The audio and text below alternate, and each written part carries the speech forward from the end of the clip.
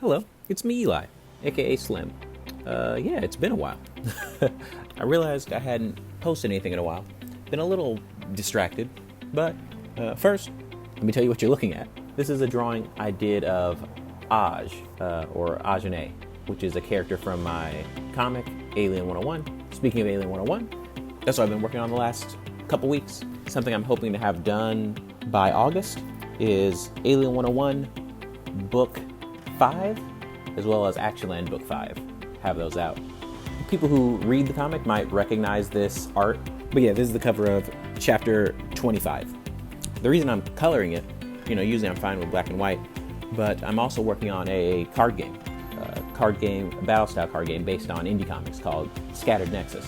Me and the rest of the design team decided that it's probably a good idea to just use antagonists from the different comic books.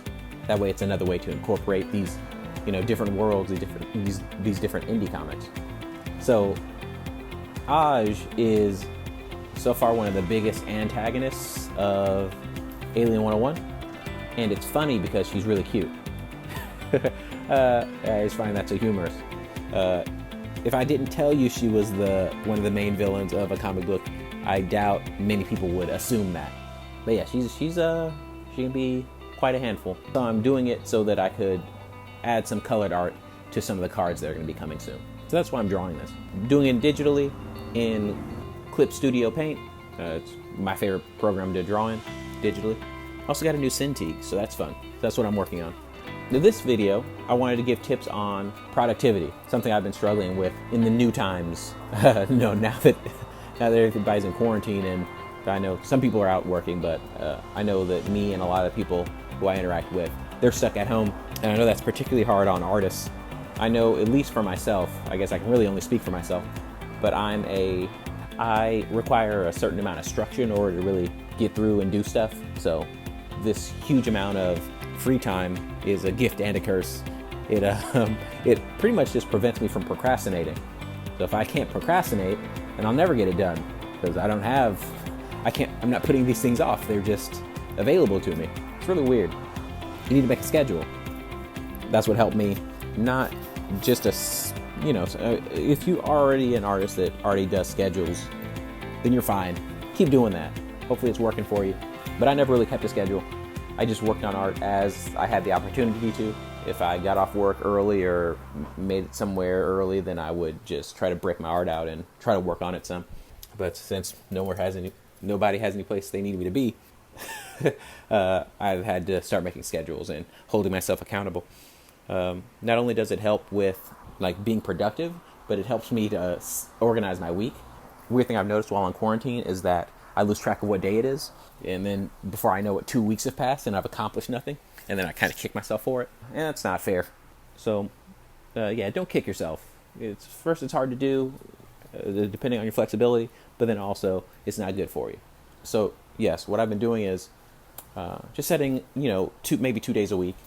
Hey, Tuesday and Thursday I draw something, and then I set an amount of time that I want to be drawing for. I want to draw for 2 to 4 hours, 5 hours. Spoil yourself. You're in quarantine. Make a day out of it. Do an 8-hour shift on your art. Work on building your dreams. You deserve it. But anyway, just some indicator in the week that tells me, hey, time has passed. And that way, when the week's over, 2 weeks have passed, I have some things to show for it, or at least some things I can look back on and feel like I've accomplished something or made some progress in my projects. That's my advice on scheduling. But also, I found connect with some people. Now that we're in this weird time, there's been a lot of people who have been reaching out, trying to create some networks, some groups that they can do activities with.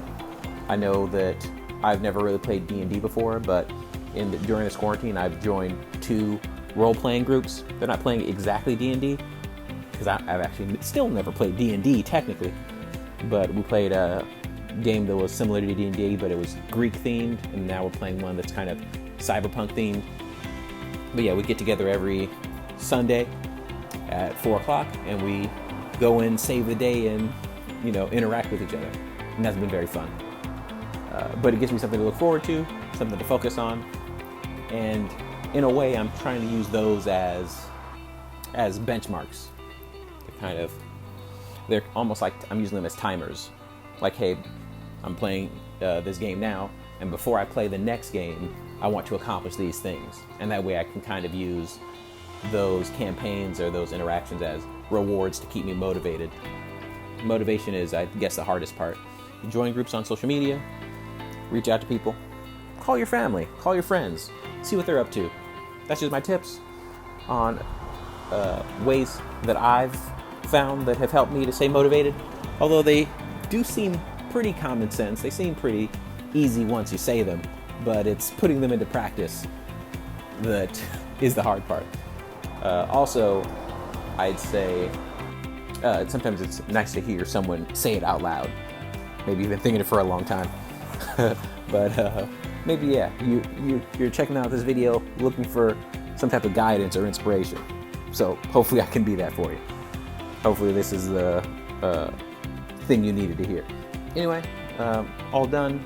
I'm going to try to do one of these videos either once a month or twice a month. I'm still figuring it out. But yeah, I'm trying to stay productive, so I should have some more things to show soon. But thanks for listening. Thanks for watching, and I'll talk to you next time.